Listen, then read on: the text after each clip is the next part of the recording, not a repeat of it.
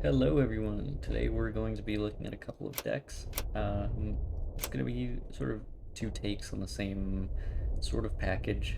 We've got Japtalian Airggro and a mystery deck I'm going to take a look at later. So, starting off, we've got basically hyper aggro. It's got a very lopsided curve. Um, which is funny because compared to other aggro decks, this thing is actually a little bit slow. Um, we've got Kawasaki Key 10, which is, I think, the headline of this whole deck. This card is actually playable, and it will actually win games. When I first saw this card, I think I saw gets +1 attack until end of turn, and I saw a shitty um, CR42. But it actually reoccurs, so every time in a single turn you attack with a Japanese unit, you're getting a +1 attack. So if you attack with 3 Japanese units, it's a 4-2 plane. And that is, suffice to say, a lot better. For the top end of this deck, the idea generally is to make it very anti-aggro. I want to win the mirror match because aggro is very popular right now. So we're going into Regia Aeronautica, got 106th. We're not running as much Japan early game because we are going into 58th again for the mirror match. 106th. Nate is great. I've considered putting Dina in here, but I just can't find a slot to justify replacing. It might be second rating brigade. I think Dina definitely fits in this deck. A little bit of an oversight. But the second highlight is airstrips. Airstrips is amazing. That bomber with the board ping, along with an RM Roma, it allows you to have a lot of reach, a lot of board control, and gives you a DIY Bismarck in your back pocket. Especially for a Jagro deck, that's really, really strong. Um, there are 2 cards in here that I know everyone is looking at right now. Defeat and Detail and For the Emperor. I will not try to justify them. I think they're fun. I don't think they're good. But that's exactly why they're in the deck.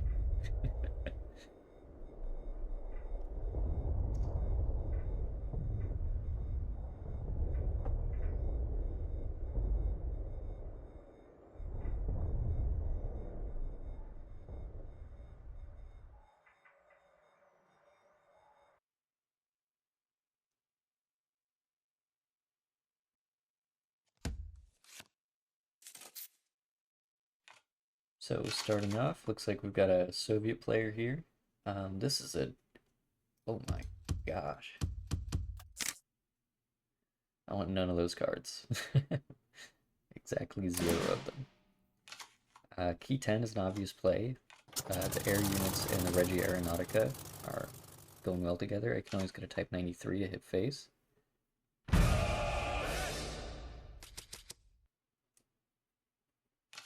And I think that's a little better. The face damage now is a lot easier to get than face damage later. I could have just as easily played Nate, but I wouldn't have been able to hit face. Okay, we've got our first guard, and so what we're going to do about that is play an airstrips. That's just instantly going to give us removal for that guard. And we are... this is tricky, because we can obviously just get our 6th down, and that would be nice. So, I'm going to do that.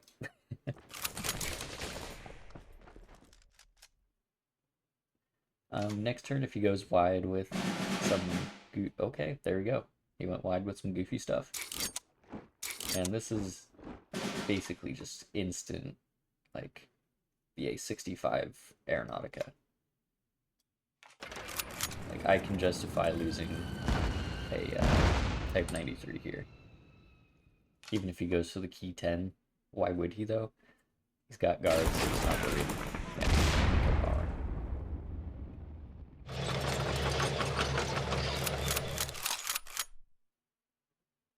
Now that itself is a little worrisome, but I think the answer is probably...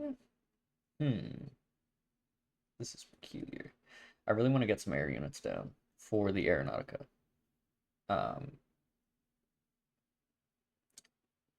If I can deal one extra face damage, I can get the T-55. Obviously, I can do that with the Aeronautica, but it doesn't do anything right now because I only have one air unit. I'm debating actually sinking the Type 93 so that maybe he gets baited into going for face, and then I get a really clean Aeronautica off next turn with the key 27. This board to him right now is not threatening at all. If I were him, I'd be thinking, I'm just gonna hit face. I have a billion guards, you're not touching me. But he does clear. He clears at least one, which is interesting. And does he hit face? It's another air unit. Wow, this guy is annoying. Oh, he knows I have Aeronautica. Well, that would explain it.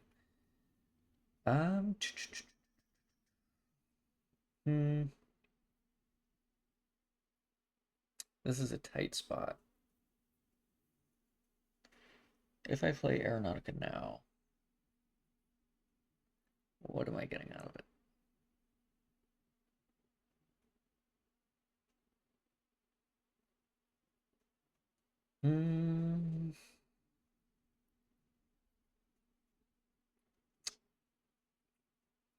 I think being conservative is probably going to pay more for me here.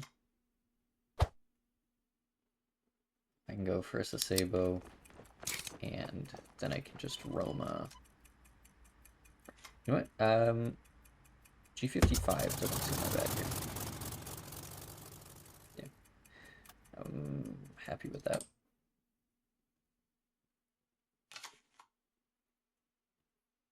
It would really suck if you got any sort of intel off right now. Okay, let's do that. Ah.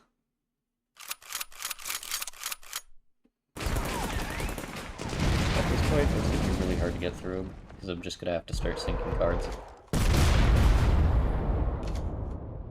Ah, luckily I've got just the cards to sink. Okay.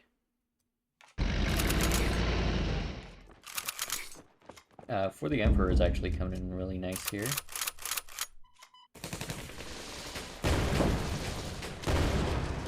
Let's see what I get. Dagger strikes. That's cool. I'm just gonna Roma. I'm gonna Roma this Legions. That might be wrong. I probably should Roma the artillery, but because I have 106 in the front line, I don't want him to be able to easily kill it and take the front line himself. Because if I draw an expansion here and I don't have the front line, I lose the game.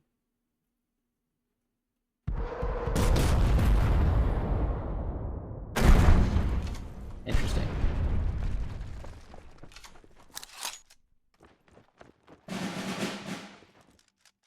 Okay.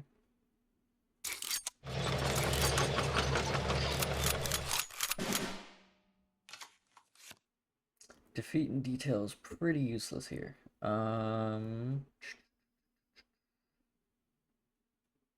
Single highest attack. It's not gonna work.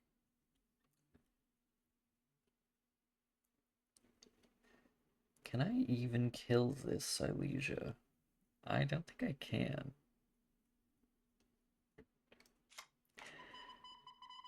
I think I kind of just have to wait for the card that wins. There's not a whole lot going on right now.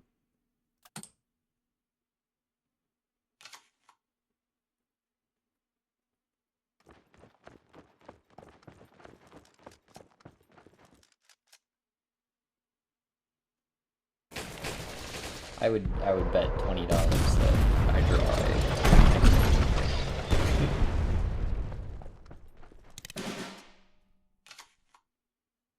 something equally useless.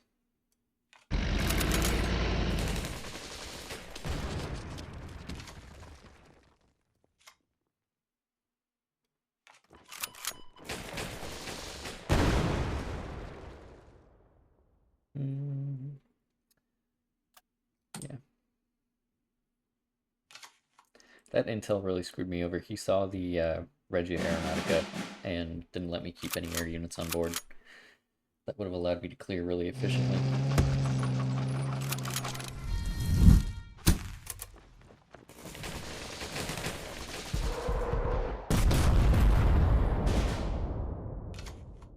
Yeah, there's the expansion.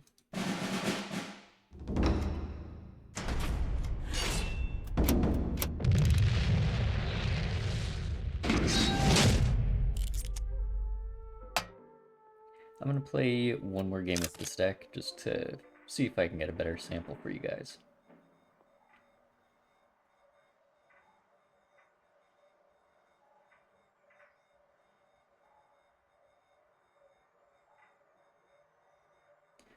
Naturally, I can have as much success as I want off camera, but the moment I get on camera, the game wants to throw opponents that have hands at me. All right, here we go. I'm not excited about the defeat in detail. I don't think I keep Type 93 either, just because these units are already good enough. Key 30 Yan, great to have in your starting hand. It sounds strange, but it does work. I'm gonna go for the key 10 here because he's probably gonna want to push up, and then I just get a free kill with my 106th. That works.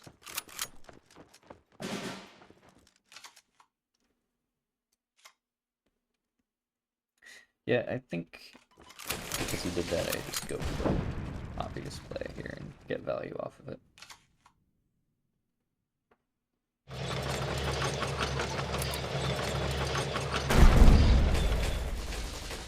He's hitting face, which is good for me. I can clear the board without any cards.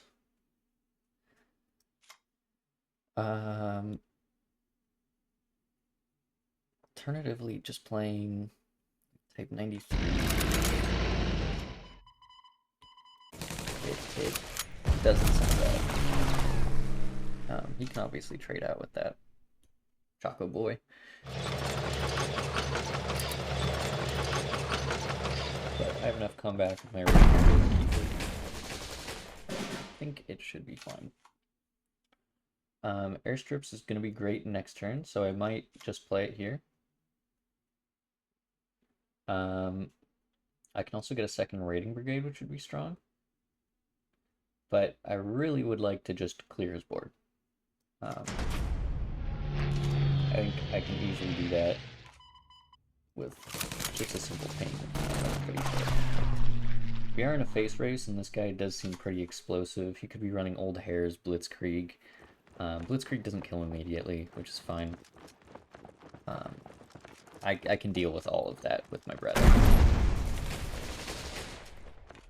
Well, I can kill 90% of it with the Bretta.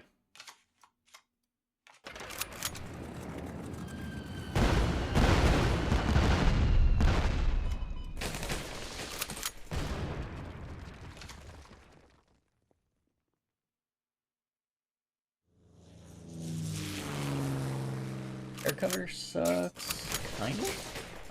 We can easily get a whatchamacallit. Not expansion. Here, I think I actually go all in to try and kill this board.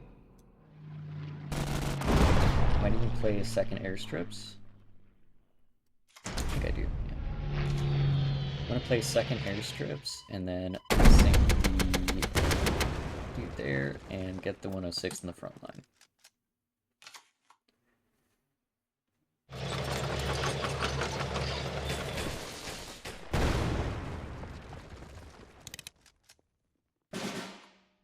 I still need to be very careful here because he just has so many cards, or he doesn't have any cards, but he I'm at such a low health.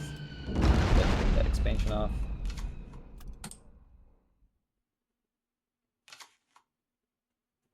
If he has lethal somehow, he has lethal somehow, but he doesn't.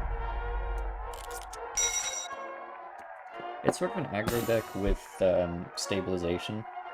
Oftentimes, you'll just be able to, in a match with a lot of guards, you'll just be able to get enough bombers out that you can just hit over the guards, and you can apply enough frontline pressure that they can't really threaten your bombers. So you just end up hitting face for free a lot of the time. But we're going to move on to the Mystery Japan deck. This is a little bit more interesting. This is a Navy Pin life gain control package with high-end fighters to close out the game. So basically this deck is slowly gaining health all game. It removes big threats, it has AoE, and then it closes out with Maki, Key 61, Kika, along with a lot of from-hand burn. Desperate Measures is dealing 2 damage. Airstrips, all of those Romas that can hit face. The BA-65s, the Brettas, they get to deal 1 damage ping to the enemy HQ. The 9th Guards Regiment, they deal damage on death. Attacking the colonies, they can hit face. So there's a lot of very subtle pressure that adds up over the course of the game. And obviously that's worse into decks that can heal very efficiently. But it's better than not. In the high end, the top end fighters really do make up for it if that game plan doesn't work.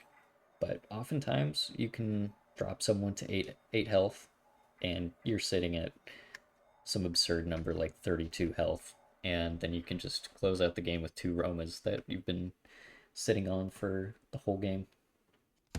DIY Bismarck.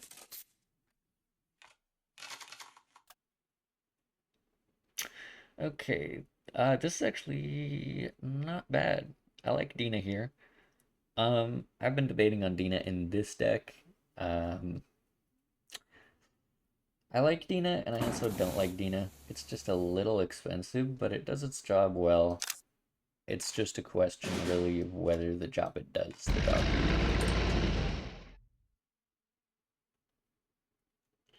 The card slots, at least for this deck, are really competitive. G50 is obviously better.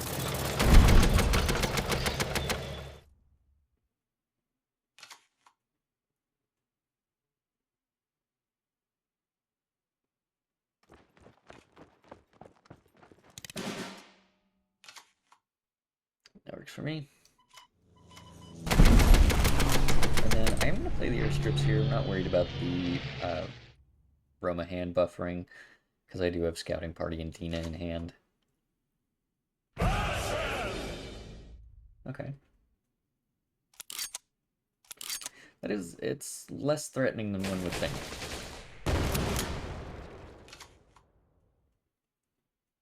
I think here I can probably pretty easily just play either a Scouting Party or a Dina. I think I'll go for Scouting Party just because I'd rather have just units on board. T-34 is interesting, so he's gonna have to try outvaluing me here.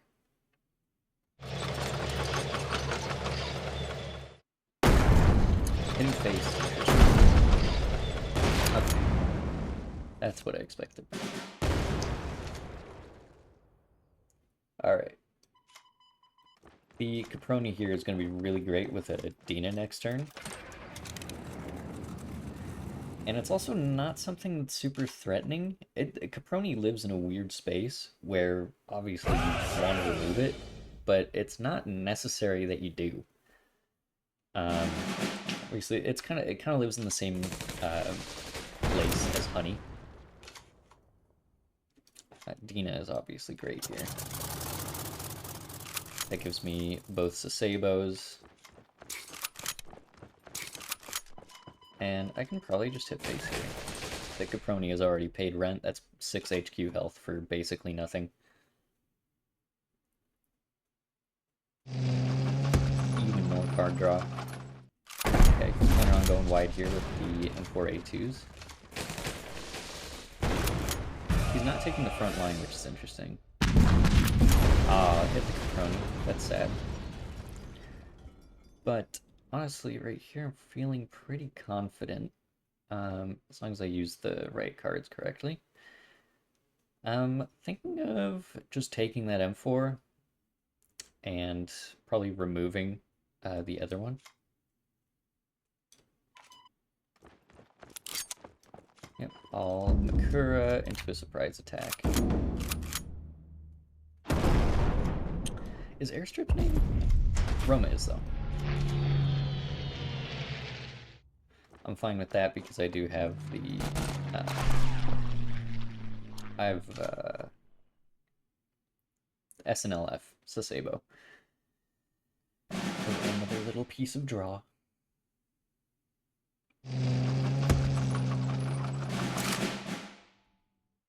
He's going for his big ramp play. He does still have gas in the tank, but it's not as much as he would like. He didn't play his war bonds, so I'm not quite sure how he's gonna make that T-34 pay for itself. Hmm. Here, I'm probably going to play Beretta into 9th, and then I'm going to front my Medina, just so that he can get any kind of value off of this T-34. I don't want him pushing it into the front line and making my area cramped. I'm just going to hit face, effectively. The Kika, the Key 61, it all makes it really annoying for him to deal with. Any amount of face damage here is, again, really hard for him to deal with.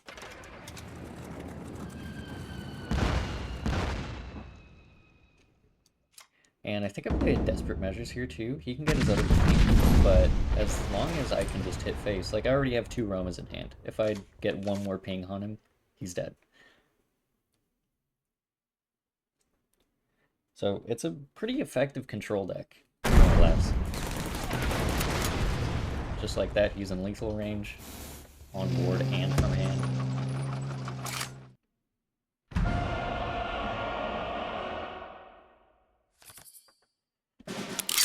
That's GG.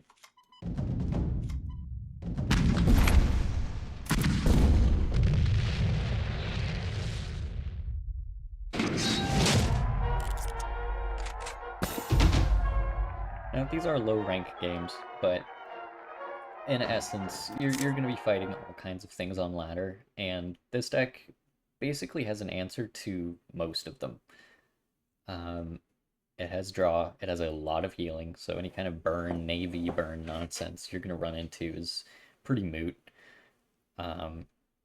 It's got the pin package. What I didn't get to show off was the IJN Shirakumo, and that's really great. It's just a removal plus life gain, really cheap removal, might I add, plus life gain for the Makuras that you're already going to have because you always have one. That's the whole gimmick of the card. Type 94 just doubles that. You get your surprise attacks, but it's also just a cheap body. It's a cheap little tank. Sasebo is great because there are enough actual Navy cards in this deck that it gets that buff. It's not huge, but when it happens, you'll notice it, and it's kind of cute. Drawing a card on death is obviously the biggest point. G50 is G50. You can't go wrong with G50. It just puts in work, gets you that HQ health. Caproni. Caproni is the most interesting card in this deck, and I think it does work really well because it doesn't have a crazy low end when it with its units, but it just kind of sits there and does the thing you already want to do. So it just helps the overall game plan. Especially because there's 3 in the deck, you're never that upset when it dies because there are a dozen other ways to get healing in the deck. And typically the biggest issue when you're running sort of a Japan control list is just not having enough HQ health. Japan has an abysmal amount of healing in the deck. Let's see, if I just type in HQ and then Japan, let's find life gain. We've got Kofu, that has bond. 9th guards also has bond. Long range recon. It's such a side grade crap conditional card. it can do the job you want it to do, but relying on having a big board and having your opponent having a big board is such a limiting condition that it's 9 times out of 10 a more expensive slash worse fortification. There's also um, there's a reserved one coming back next expansion, I believe. Island Defense. Island Defense is coming back. That's coming back at 8 health, which I mean, it does give some merit to a non-health life gain focused ally nation, but at the same time, it's still not great. It's basically on par with the top end of um, long range recon. On par with the top end of long range recon, you're typically getting around 5 to 8 health from long range recon. So just getting 8 health every time, A, it's a lot more consistent, and B, it has that cute little draw card cycle clause if you're basically dead. It works. Um, but I prefer, just stacking that health. Having conditional life gain is always worse than just getting life gain. Attacking the colonies is brilliant. G50 is brilliant. Um, and it's a lot easier to have your bond cards not matter a whole lot because the actual Japanese units are so incidental, right? Like nobody wants to kill a scouting party. Sasebo isn't threatening. Type 94, they'll kill it if it's in the front line, I guess, if they really want to. Dina, it's just a 1/3 fighter. Nobody cares. So oftentimes opponents will end up leaving a card for you to play on board, or a Japanese unit on board for Bond to proc off of. And that saves you a lot of health. But in any case, if you have any suggestions for either deck list, feel free to send them in the comments. Like the video if you enjoyed, and thank you for coming. Toodaloo.